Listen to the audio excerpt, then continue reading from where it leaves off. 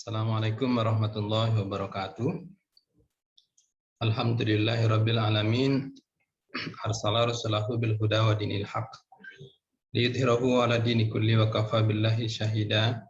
Asyhadu an la ilaha illallah, asyhadu anna Muhammadan abduhu wa rasuluh. Allahumma shalli ala sayyidina Muhammad wa ala ali sayyidina Muhammad. Alhamdulillah, puji syukur kepada Allah, pada kesempatan kali ini kita bisa bertemu kembali meskipun dalam suasana virtual ya, menggunakan aplikasi media sosial ya. Dua kalinya salawat dan salamnya Allah mudah-mudahan tetap tercurah kepada baginda Rasulullah Sallallahu Alaihi Wasallam.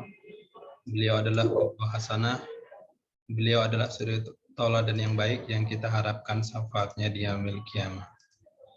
Baik, agar kuliah kita mendapat berkah dari Allah Subhanahu wa taala, mari kita buka dengan bacaan lafaz basmalah. Bismillahirrahmanirrahim. Baik para mahasiswa sekalian, pada kesempatan kali ini kita akan mengupas tema ya tentang studi tasawuf ya. Kita kemarin sudah membahas studi Al-Quran, kemudian studi hadis. Nah, hari ini kita akan coba kupas secara tuntas tentang studi tasawuf ya. Jadi tasawuf ini adalah salah satu unsur penting ya dalam kehidupan umat Islam ya. Kenapa penting? Karena dia merupakan unsur spiritual dari ajaran Islam yang menyebabkan kehidupan ini menjadi bermakna. Dengan adanya tasawuf ini membuat kehidupan umat Islam itu jauh lebih bermakna.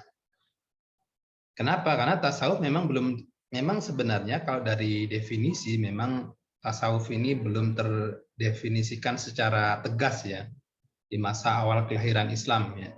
Namun ya kan? Namun indikasi adanya tasawuf sebenarnya sudah dirasakan sejak zaman Nabi, ya kan? Tasawuf berkembang setelah Islam tersebar ke berbagai pelosok dunia, bahkan kemudian menjadi unsur dominan dalam Islam. Jadi pada zaman Nabi memang belum cukup dikenal, tapi kemudian setelah itu ya kemudian tasawuf hingga hari ini menjadi berkembang, ya kan? Kemudian sampai ke berbagai pelosok dunia.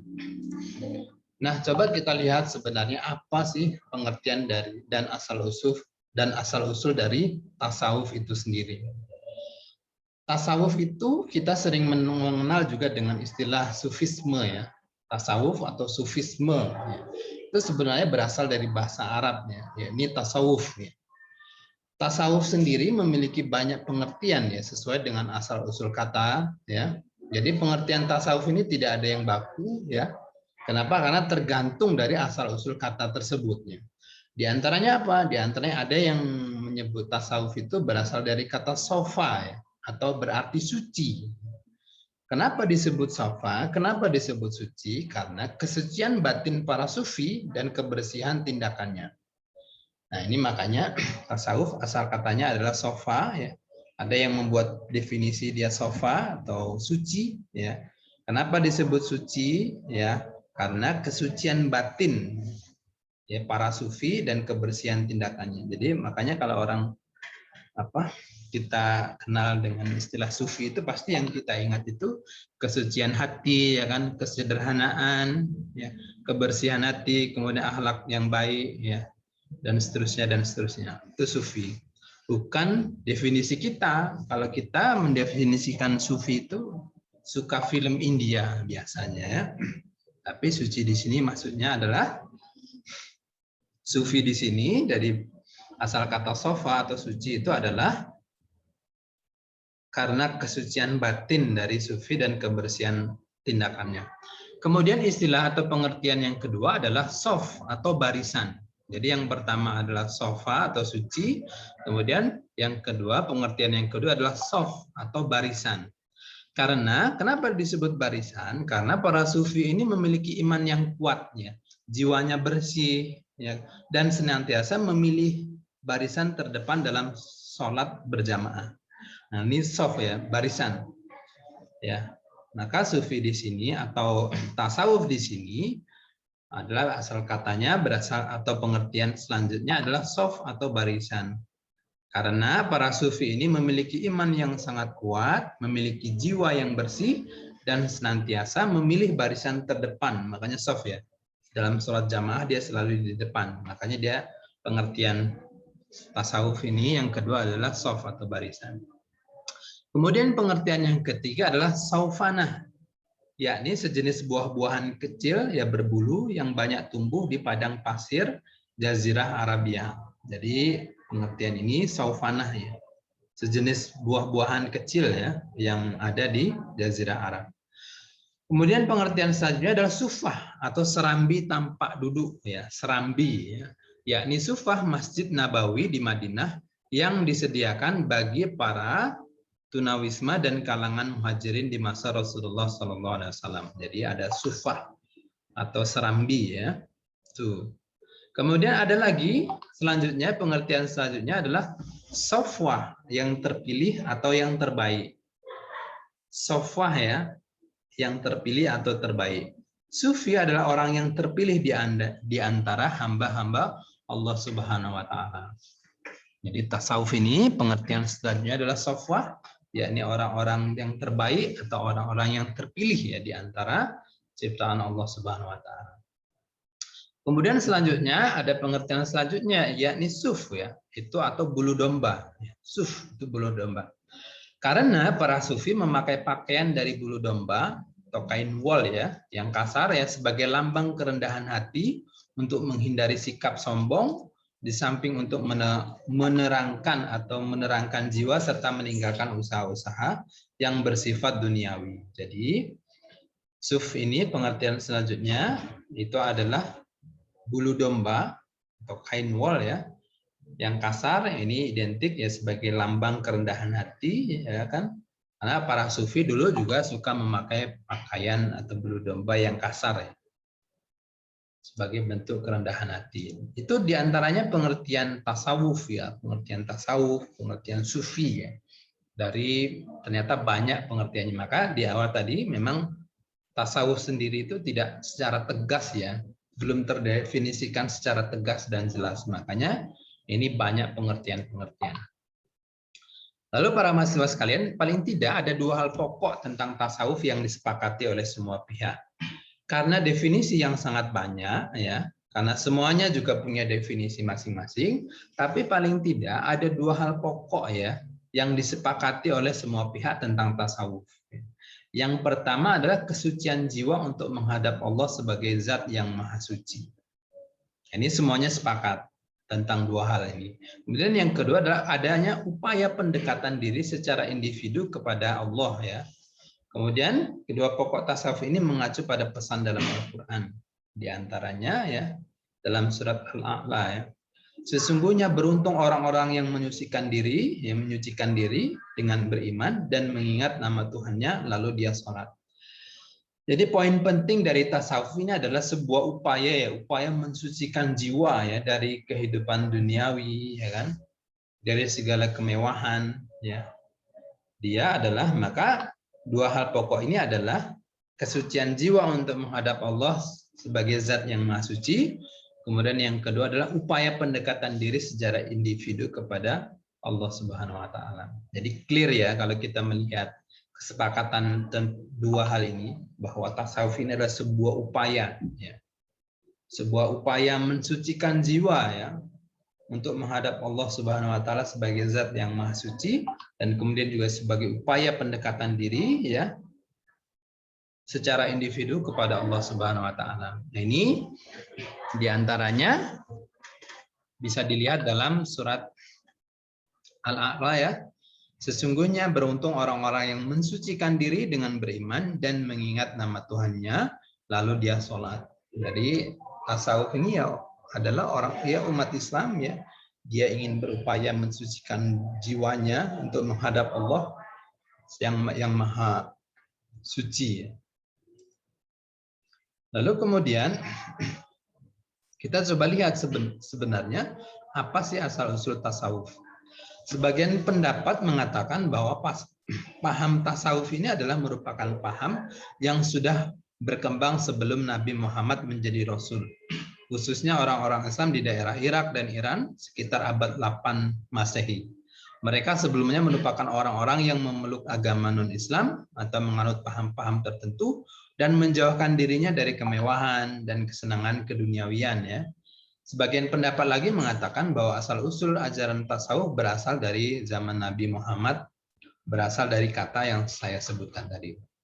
Jadi memang sebenarnya kalau dari praktek tasawufnya sendiri sebelum Nabi Muhammad diangkat menjadi rasul pun sebenarnya praktek-praktek mensucikan jiwa ya kan, menjauhkan hiruk pikuk duniawi juga dilakukan oleh kalangan non muslim sebenarnya. Tentu mereka dalam rangka mensucikan jiwanya versi mereka kepada Tuhan mereka. Tentu ini nanti berbeda dengan tasawufnya umat Islam gitu.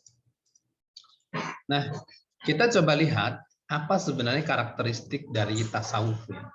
Apa karakteristik dari tasawuf? Yang pertama adalah ajarannya benar-benar menurut Al-Quran dan Sunnah.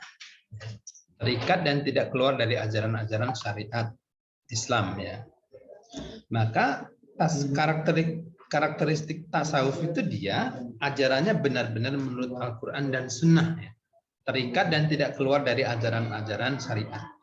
Ketika ada orang yang mengatakan dia ahli tasawuf atau dia seorang sufi, tapi ternyata ajaran-ajarannya kemudian praktek-prakteknya justru bertentangan dengan Al-Quran, bertentangan dengan Sunnah, maka itu sesungguhnya bukan tasawuf. Contoh tadi ya, misalnya kalau dalam Islam kan tadi sudah dijelaskan ya, orang-orang yang beruntung adalah orang-orang yang mensucikan jiwanya, kemudian yang orang sholat. Tapi ketika ada sebaliknya, orang yang mengaku dia ahli tasawuf atau mengaku ahli sufi, tapi kemudian dia tidak mensucikan jiwanya, kemudian dia tidak sholat misalnya, maka itu tentu sudah keluar atau bukan dari karakteristik dari tasawuf. Kenapa? Karena dia adalah harus menurut Al-Quran dan Sunnah. Kemudian yang kedua adalah lebih cenderung pada perilaku atau moral keagamaan dan pemikiran. Pada pemikirannya, lebih cenderung pada perilaku atau moral keagamaan. Bisa jadi ya, jadi ini dia aspek perilaku bahwa dia paham secara akal ya, dia paham Islam ya kan. Tapi kemudian juga dia mempraktekannya. Maka di sini adalah lebih cenderung kepada aspek perilaku atau moral keagamaan. Jadi dia tidak banyak ya istilahnya dia tidak banyak ceramah begitu, ya kan. Tapi kemudian dia melaksanakan nilai-nilai itu. Melaksanakan kesederhanaan, melaksanakan praktek-praktek penyucian jiwa ya dan lain-lain. Jadi dia tidak jadi aspeknya itu perilaku yang atau perbuatan yang ditonjolkan. Kemudian banyak dikembangkan oleh kaum salaf ini, kaum salaf ya di sini dijelaskan. Kemudian termotivasi untuk membersihkan jiwa yang lebih berorientasi pada aspek dalam, yaitu cara hidup yang lebih mengutamakan rasa dan lebih mementingkan keagungan Tuhan dan bebas dari egoisme. Jadi karakteristik tasawuf ini ya mereka selalu termotivasi dalam aktivitas ya kegiatannya itu untuk membersihkan jiwanya ya. Kemudian yang berorientasinya pada aspek dalam, jadi aspek hati. Ya kan, maka dia misalnya tidak boros ya misalnya. Dia tidak tidak bermewah-mewahan, dia zuhud ya. Dan lain-lain. Jadi dia lebih mementingkan keagungan Tuhan ya, keagungan Allah ya, dan bebas dari rasa egoisme atau ya sifat-sifat atau karakteristik keduniawian lah kira-kira begitu. Itu diantaranya adalah karakter dari tasawuf. Kita coba lihat dasar-dasar tasawuf ini dari Al-Quran. Tentu ini juga terjadi perbedaan makna ya dari kata sufi ya, akan tetapi jalan yang ditempuh kaum sufi berlandaskan Islam. Di antaranya ayat-ayat Allah yang dijadikan landasan akan kezuhudan dalam kehidupan dunia adalah di antaranya firman Allah ya. Dalam surat Asy-Syura ayat 20 ya. Man kana yuridu kharthal akhirah nazid lahu fi kharthihi wa man kana yuridu kharth ad-dunya nu'tihi minha wa ma lahu fil akhirah min nasib. Barang siapa yang menghendaki keuntungan di akhirat, akan kami tambah keuntungan itu baginya. Dan barang siapa yang menghendaki keuntungan di dunia, kami berikan kepadanya sebagian dari keuntungan dunia, dan tidak ada baginya suatu kebahagiaan pun di akhirat. Ini Quran Surat Asy-Syura ayat 20. Nih, jadi ini bisa kelihatan betul ya, bahwa memang orang-orang yang ingin beruntung itu ya, dia harus tidak mengesampingkan ya aspek dari kehidupan akhiratnya atau kehidupan ukhrawi ya. Bahwa ya mereka ini, kaum sufi ini juga memahami ya bahwa ya kehidupan dunia ini hanya fana ya, hanya sementara ya, kemudian kehidupan akhirat itu justru kekal selama-lamanya. Maka di dunia ini cukup hanya sebagai modal ya, modal untuk kebahagiaan di akhirat. Contoh misalnya nasidnya lagunya siapa ya? Ustadz Dery Sulaiman, itu ada yang di YouTube. Dunia sementara, akhirat selamanya. Nah, itu juga bisa kita jadikan ini motivasi juga ya. Karena memang dunia juga sementara dan akhirat selamanya. Tapi juga kita hanya berbicara akhirat saja juga tidak boleh. Misalnya kita hidup ya, kita meyakini kita jadi kaum sufi atau ahli tasawuf ya. Kemudian kita pergi ke gua ya. Kemudian kita sholat di sana ya, berhari-hari bertapa, kemudian tidak bertemu orang dan lain-lain, ya kan? Nah, tidak demikian juga. Kemudian sumber-sumber tasawuf dari sisi keislaman. Ya, ini para pengkaji tentang tasawuf sepakat bahwasanya tasawuf ya berdasarkan kezuhudan, zuhudnya, sebagaimana yang dipraktekkan oleh Nabi dan sebagian besar dari kalangan sahabat dan tabi'in. Jadi memang kalau kita lihat sejarah Nabi ya, itu kan jelas ya bagaimana kehidupannya begitu sederhana, begitu zuhud, ya kan?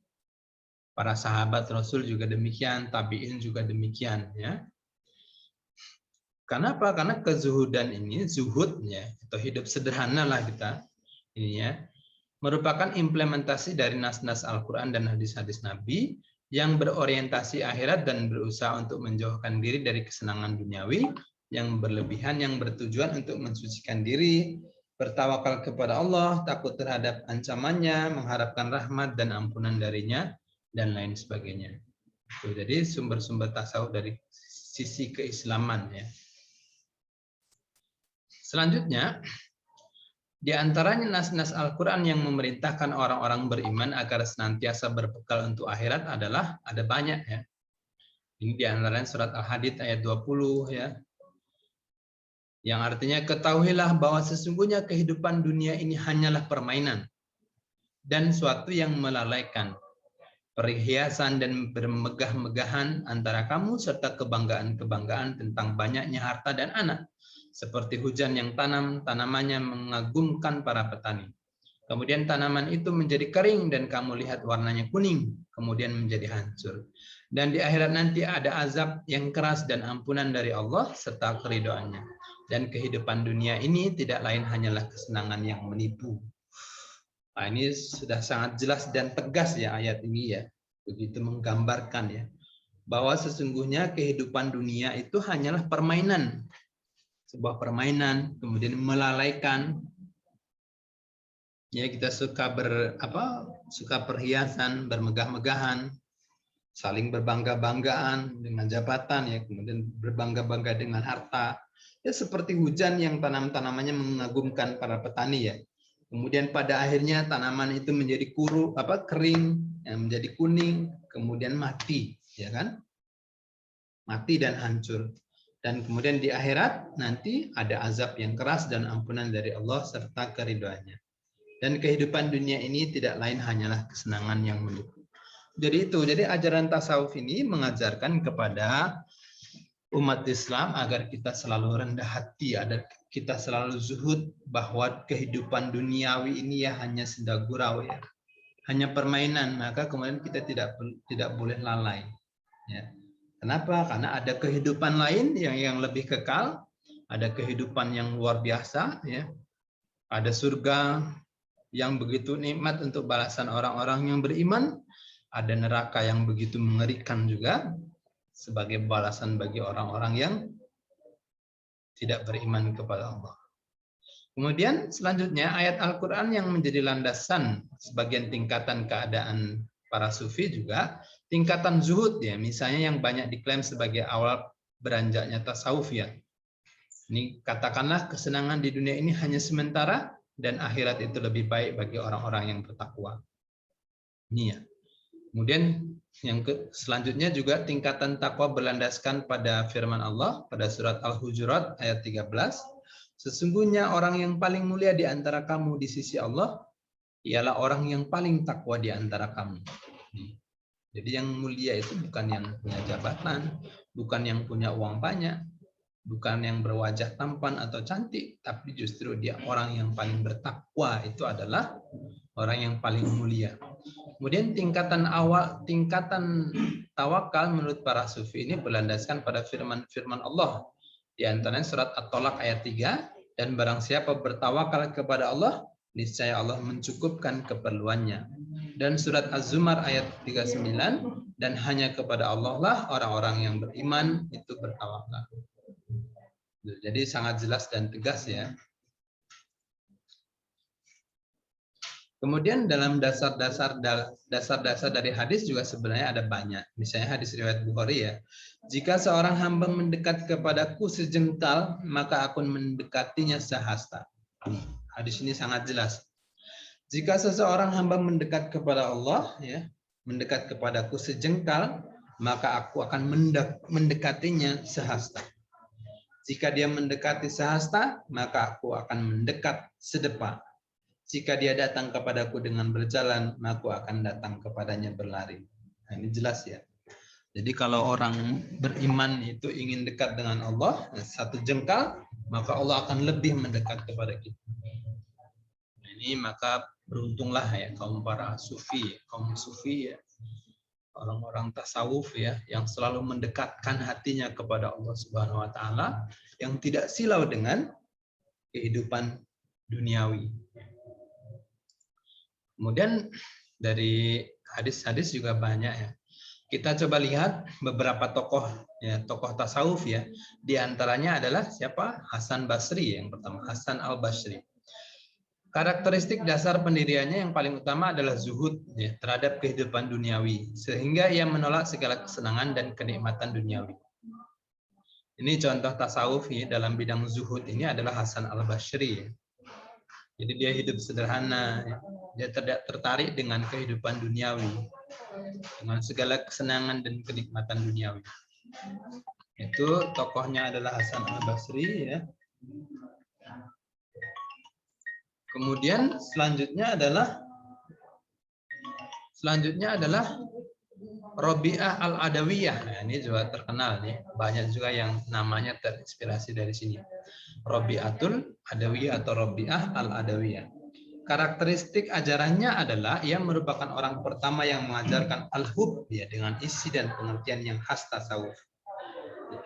Maka tasawufnya Robi'ah Al-Adawiyah itu dikenal dengan tasawuf mahabbah ya, cinta. Cinta murni terhadap Tuhan merupakan puncak ajaran dan tasawuf yang pada umumnya dituangkan melalui syair-syair dan kalimat-kalimat puitis. Bisa dikatakan dengan al-hub ini, ia ingin memandang wajah Tuhan yang ia rindu, ingin dibukakan tabir yang memisahkan dirinya dengan Tuhan. Jadi dia saking takutnya menduakan Tuhannya, begitu, takut cintanya terbagi, maka kemudian dia rela pada masa itu untuk tidak menikah karena saking takutnya cintanya kepada Allah itu terbagi dengan makhluk. Ya. Kemudian ada juga Zul An-Nur Al-Mishri ya, karakteristik ajarannya yang paling besar dan menonjol dalam dunia tasawuf adalah sebagai peletak dasar tentang jenjang perjalanan sufi menuju Allah yang disebut Al-Maqamat ya. Beliau banyak memberikan petunjuk arah jalan menuju kedekatan dengan Allah sesuai dengan pandangan sufi. Masih banyak lagi tokoh-tokoh tasawuf. Sekarang coba kita lihat apa sebenarnya manfaat dari tasawuf. Yang pertama adalah dalam bidang kecerdasan emosional. Apabila dapat mengamalkan tasawuf dengan baik, maka dapat mengendalikan emosi dengan baik pula. Jadi kalau kita memahami ilmu tasawuf ya, maka kita akan memiliki kecerdasan emosional. Ini kita tidak mudah ya. Tidak mudah marah dan lain-lain. Kita mudah mengendalikan emosi.